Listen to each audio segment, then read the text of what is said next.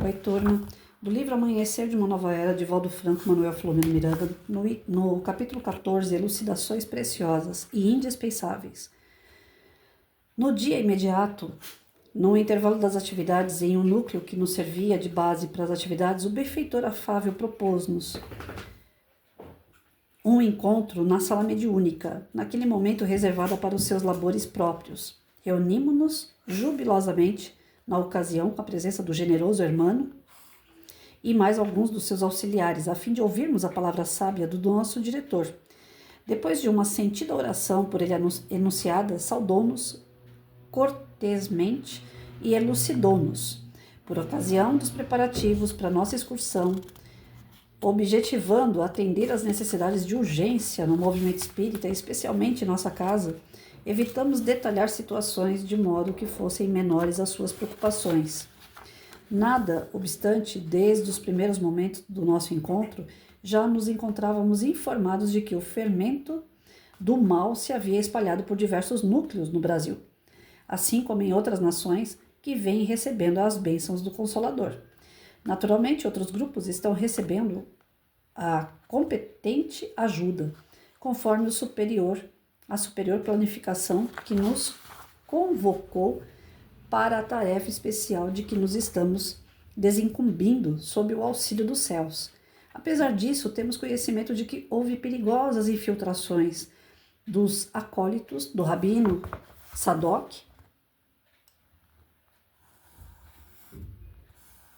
em diversas searas, que prosseguem sob a injunção da perversa interferência. Concomitantemente, considerando-se a transição moral e física a operar-se no planeta, hordas de desvarados espirituais que se homiciam em furnas infernais investem contra as atividades da era nova, e procuram disseminar o morbo pestilento das dúvidas, das divisões, das intrigas destrutivas, conseguindo resultados de efeito grave e danoso, como já referimos antes. Não podemos ignorar a situação moral e espiritual refletindo-se na política e na economia, ora predominantes no mundo, que passa por um momento de alta gravidade, quando desmoronam poderosas civilizações aos camartelos da lei do progresso e outras aparecem como emergentes, buscando substituí-las, mesmo que, para algumas, o trabalho escravo e o desrespeito à cidadania e à liberdade das pessoas sejam a pauta predominante. Em razão de interesses que administram as nações em geral, procura-se ignorar a hediondez desses regimes autoritários, de forma a conseguir-se lucros e parcerias com as suas economias poderosas nascidas na crueldade para com os povos que lhe padecem as imposições destrutivas. O amigo dos infelizes fez uma pauta, como a concatenar as ideias, e logo prosseguiu. Ainda ontem, em dias próximos do passado, o islamismo passou a ser considerado a doutrina religiosa que mais crescia no planeta terrestre. O exemplo de terrorismo e de impiedade de alguns dos seus membros, em vez de encontrar repulsa da civilização, recebiam apoio de mentes encarnadas em desvarios e de psicopatas que fracassaram na conquista de projeção, refugiando-se nos antros do ódio, aderindo-lhes aos programas nefastos de crimes de morte e de destruição da cultura, tanto ocidental quanto oriental, em suas respectivas nações, desde que voltados contra os interesses de outra etnia ou facção da mesma doutrina religiosa. Os seus ayatolás, ressalvadas algumas poucas exceções, em vez de invectivarem contra a desoladora situação que não encontra respaldo no Corão, seu livro sagrado, estimulavam a desordem, objetivando dominar o mundo com as propostas de violência de um lado e do outro a submissão aos seus caprichos mórbidos. Estatísticas cuidadosas, baseadas nas leis da genética, estabelecem que a cultura e a civilização de uma época, para sobreviver no tempo, necessitam de reprodução humana em níveis básicos para atender ao desenvolvimento econômico e social, o que não vem ocorrendo na Europa e em outros países norte-americanos. Esse risco de desagregação civilizatória tem sido compensado pela volumosa imigração muçulmana, que a cada decênio, atinge níveis surpreendentes de população nos países que a hospedam. É natural que também aumente o número de adeptos da sua crença e desenvolva-se o fanatismo. Porque esses imigrantes, raramente portadores de idealismo, de cultura, lavradores e necessitados economicamente, mantêm as raízes da sua origem, não assinalando os conhecimentos nem o idioma das nações que adotaram para viver, preservando seus hábitos e mantendo os descendentes limitados pelos muros da ignorância escravagista. Parecia inevitável que esses povos, dentro de algumas e poucas dezenas de anos, tornassem-se muçulmanos, o que não seria uma lástima. Porém, recusando Jesus, constituiria um perigo às liberdades humanas e um retrocesso de largo porte no desenvolvimento do planeta, obstaculizando a sua renovação para o mundo de regeneração. Como ninguém, força alguma, pode erguer-se em forma de impedimento aos desígnios divinos, vem reencarnando espíritos livres nesses países, adotando os recursos da comunicação virtual que facilitam o contato com todo mundo, mesmo sob a adaga das duras leis que ameaçam os que as infligem, tomando contato com o Ocidente. De um para outro momento, essas redes de comunicação social por intermédio da internet passaram a ser instrumentos de relacionamento e advertências para os males que se prolongavam nessas pátrias sofridas nas mãos de ditadores insanos, havendo surgido o levante do sofrimento e surgido a denominada Primavera Árabe. Caíram alguns tronos e os que neles sentavam-se foram vítimas da mesma crueldade utilizada contra os seus reais ou supostos inimigos, ceifando-lhes as vidas hediondas. Homens temerários e poderosos fugiram para ocultar-se em covas no seio da terra, ocultando a covardia, sendo encontrados como animais perseguidos e duramente aprisionados ou assassinados com a mesma fúria de que eles, revolucionários, haviam sido vítimas.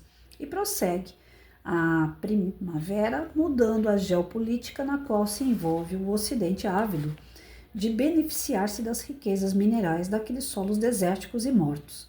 O grave problema que ainda não tem sido considerado diz respeito aos revolucionários que retiram do poder os tiranos, usando os mesmos métodos que condenavam nesses réus dos crimes contra a humanidade, e ademais, se tomarem gosto e ambição pelo poder que deveria transitar pelas suas mãos, passem a coagir os que anseiam pela liberdade, cerceando-a pouco a pouco, ficando na governança e postergando sempre o cumprimento das promessas que precederam a luta. Ao mesmo tempo, em razão de serem países formados por etnias, não poucas vezes de cultura e formação religiosa diferentes das bases primitivas do Corão, que deram lugar a várias interpretações, criando facções que se odeiam umas às outras, está presente o risco de novas lutas intestinas, com prejuízos incalculáveis para os ideais que, por um momento, tremularam nas flâmulas, erguidas nas batalhas ferozes. Infelizmente, já vem ocorrendo esse inditoso comportamento em algumas das nações que seriam transformadas e as promessas de novos conquistadores ainda não foram cumpridas.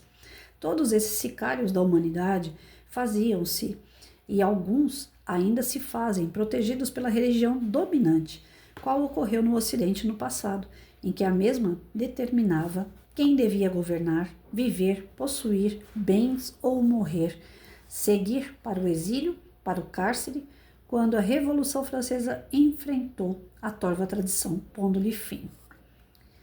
O mesmo agora se passa na região atingida por onde, de busca de liberdade e de justiça, em consequência à ânsia de separação entre o Estado e a religião, diminuindo ou fazendo desaparecer o poder infeliz e supremo dos seus ayatollahs ou sacerdotes famintos de represálias.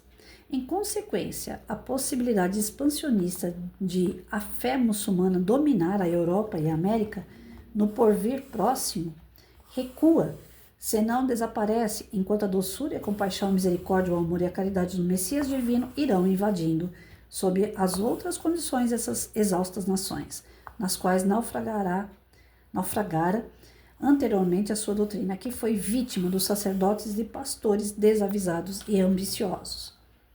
O maior número de guerras na humanidade, de alguma forma, sempre teve a religião deste ou daquele teor como responsável, o que a torna abominável. Cabe ao Espiritismo a missão de modificar esse conceito por meio das suas propostas fundamentadas na certeza da imortalidade, na justiça divina através das reencarnações, conscientizando a todos que sempre se recebe conforme se distribui.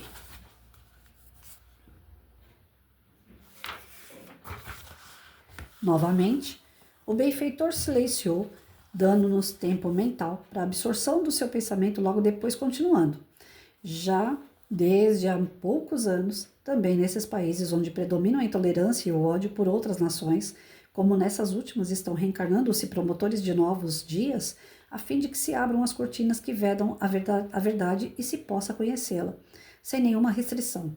Ao mesmo tempo, as comunicações espirituais vão rompendo as barreiras impostas pelo fanatismo em relação ao texto da religião esposada, ensejando a compreensão mais ampla da vida além do túmulo, deixando de lado as fantasias do inferno dantesco e o céu enriquecido de prazeres sensuais, eróticos e embriagadores dos sentidos físicos, que não mais terão vigência nessa oportunidade.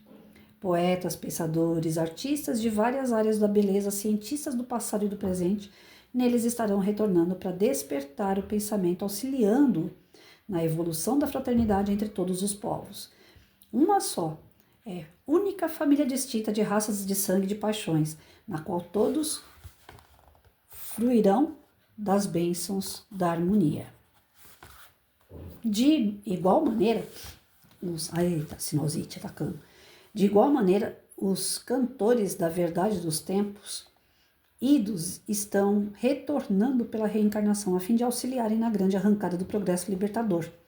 Judeus, muçulmanos, budistas, hinduístas, esoteristas, religiosos de outras designações, espiritualistas em geral ou não, pensadores e cientistas que se encorajem a consultar a Bíblia ou livros sagrados em que se fundamentam suas crenças, constatarão que a reencarnação é o cadinho purificador das impurezas humanas, facilitador do progresso infinito do espírito.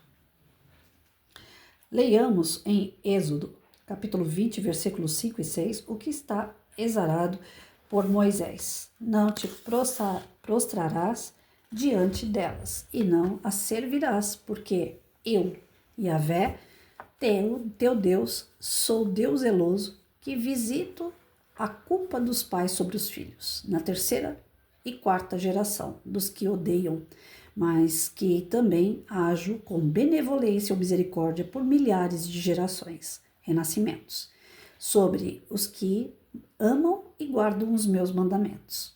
Repetidas vezes encontramos no Velho como no Novo Testamento a presença das reencarnações, demonstrando amor e sabedoria de Deus, no que tange ao progresso do espírito, a sua ânsia de perfeição. A doutrina que se reporta a uma existência exclusiva é incapaz de explicar todos os aparentes paradoxos existentes na Terra, no que se refere à criação humana, às diferenças existentes, as ocorrências que assinalam os comportamentos e condições da humanidade, assim como as raças e nações.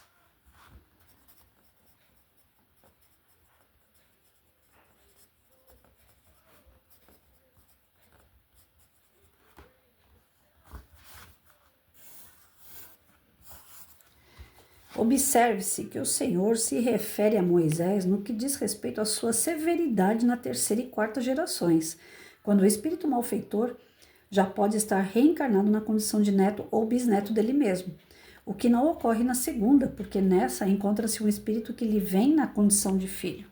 Será, portanto, por intermédio da reencarnação que o ser irá depurando-se até libertar a essência divina que nele jaz de toda impureza defluente do processo evolutivo quando transitando nas faixas primárias do seu desenvolvimento. Incapaz de gerenciar o amor que soluciona todos os problemas existenciais, experimente o sofrimento, que lhe retira as arestas maléficas, preparando-o para grandes conquistas a caminho da plenitude. Assim considerando, estamos sendo convidados a auxiliar os irmãos infelizes que igualmente estão no propósito de impedir ou criar embaraços à transição gloriosa, gerando dificuldades ao renascimento dos convidados espirituais de outra dimensão. Mais tarde, porém, visitarmos algumas dessas sociedades espíritas que vêm sofrendo impedimentos, vítimas da invasão dos irmãos perniciosos, que tentaremos trazer à comunicação também. Conviveremos um pouco com alguns dos imigrantes de Alcione que se encontram na psicosfera da nossa terra amada, adaptando-se-lhe os fluidos e aos condicionamentos, tendo em vista que procedem de regiões já felizes, onde não mais experimentam dores, nem as constrições próprias do nosso planeta. Fitando o futuro por intermédio da imaginação iluminada pelas bem-aventuranças propostas pelo profeta Nazareno, descortinamos o nosso mundo sem sombras, atendendo ao programa da evolução paulatina, da luz vencendo todo tipo de treva, sem as amarguras do sofrimento nem a violência da insanidade, em razão de predominarem o amor, a justiça, a liberdade em hinos de ventura e de paz. Que o Senhor seja louvado e atendido nos seus anseios entre nós. Ao silenciar, todos estávamos realmente deslumbrados, meditando nos conceitos exarados e que a mim, particularmente, nunca haviam ocorrido como a expansão da doutrina muçulmana, a habilidade dos imigrantes em conquistar o mundo por meio de proliferação da raça, na reprodução humana, considerando-se a expectativa que mantínhamos em relação ao crescimento da doutrina cristã, totalmente renovada, e as condições de auxiliar os nautas sofridos em embarcação terrestre. Sucede que nada que diz respeito ao progresso do ser e da humanidade seja fruto da improvisação, mas é sempre resultado de uma programação muito bem elaborada para essa finalidade. As horas que sucederam foram de valiosos comentários entre nós, especialmente debatendo a missão histórica do Espiritismo no mundo conturbado dos dias de hoje. Seria o Espiritismo a religião do porvir? Conforme interroga Kardec, pensávamos constatando, porém, que isso não iria acontecer em razão das diferenças evolutivas das criaturas no orbe, mas que seria isto sim o porvir das religiões, que aceitariam alguns dos seus paradigmas, hoje por elas negados, a fim de sustentarem a sua tecnologia incapaz de esclarecer as interrogações de todo tipo, nas respectivas áreas da ciência, filosofia e moral. Então, veja bem, aqui ele contou um pouquinho da história, né, do que acontece com essa infiltração de espíritos ainda muito trevosos, né, muito endurecidos, que não querem o progresso do planeta. Então, eles estão entre algumas religiões que ainda procedem da violência, que ainda criam, educam crianças para serem verdadeiros combatentes de guerra. Então, eles proliferam com a intenção de dominar o mundo. Eles não se desenvolvem com a intenção de desenvolver o planeta. Eles desenvolvem para acabar com o mundo. Eles querem, como se fosse aqueles desenhos animados que tem aquele que quer dominar o mundo. Então, é mais ou menos isso, né? A vida imita o desenho imita a vida. Então, e a gente sabe que esses desenhos, esses filmes que o cara quer dominar o mundo, eles são intuídos pela espiritualidade inferior. E isso não é ser quadrado, não é ser beato, ser um cara... você não consegue assistir um desenho, você já coloca isso na cabeça. Na verdade, eles estão querendo fazer uma lavagem cerebral, através de desenhos e filmes, que é possível você dominar o mundo.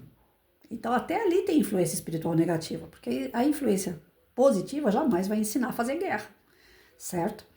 Então, a gente tem que ver pelos pormenores, o conteúdo daquilo, o que ele está querendo dizer pra gente. A gente pode assistir, outro dia eu estava conversando com um amigo, eu gosto de filme de ação, eu gosto de ver aquelas coisas assim inimagináveis, né? Da viatura dando cambalhota, o cara pulando de paraquedas no meio do mar, eu gosto de ver filme de ação. Mas a gente tem que ter cuidado com esses filmes, porque ali tem uma introdução, tem uma intuição negativa. Quando você vê, você já tá lá de bandeirinha na mão falando, mata, mata mesmo, né? Então, quer dizer, você está sendo induzido a sentir um sentimento ruim, né? Por mais que seja algo assim de ficção, de televisão, você está em volta com uma energia. E aquela energia, ela te traz o que de volta? Uma sensação ruim. Depois disso, você discute com uma pessoa dentro de casa, depois disso, você passa um aperto no seu serviço, porque você cultivou ali uma energia negativa, provinda de um dia de distração. Por isso que Jesus dizia que a gente não pode distrair, a gente tem que estar sempre vigilante. Porque na distração a gente cai nas tentações que são induções do campo magnético negativo, de espíritos inferiores que não querem que a gente progrida. Porque se a gente progredir, a questão é que eles não vão ficar onde a gente está. Nós só convivemos com espíritos inferiores porque nós somos espíritos inferiores. À medida que a gente começar a evoluir, nós não vamos ter mais esse convívio. Então nós temos o desprazer de ter inimigos. E eles não querem se livrar da gente. A alegria do inimigo é ver a gente ruim. Então, se a gente começar a se afastar deles com atitudes, pensamentos, sentimentos bons, eles vão ter mais dificuldade para nos atacar. Então, todos nós carregamos inimigos, todos nós já fomos pessoas piores do que somos hoje. E aqui ele coloca que dentro desse quadro muçulmano, nesses países que existem muitas guerras, tem a infiltração de espíritos muito trevosos ainda. Mas isso não significa que nós vamos discriminar, que nós vamos segregar, que nós vamos deixar essa raça de lado. Pelo contrário, o espiritismo existe para poder mostrar que ora eles estão nesse erro, mas daqui a pouco eles vão sair, assim como nós também um dia já estivemos nesse passo e saímos. E ora nós vamos evoluir ainda mais, como o pessoal de Alcione. E nós já estamos tendo apoio desse planeta que é puro, de espíritos muito bons. E alguns, inclusive, estão fazendo como Jesus, reencarnando, estando no meio de ferro e fogo, para poder tentar dar uma alavancada, para poder dar uma erguida na nossa sociedade, no nosso país, no nosso mundo, no nosso planeta, no nosso universo. Então, a intenção da espiritualidade de se infiltrar, os bons, não é para combate, mas sim para trazer a luz, para trazer o conhecimento, para trazer a consciência dos nossos atos, que tudo aquilo que nós fazemos cai na nossa conta. Então, hoje, graças à internet, existe um combinado entre os trevosos para continuar crescendo? Sim, mas também existe a conscientização do ser enquanto espírito.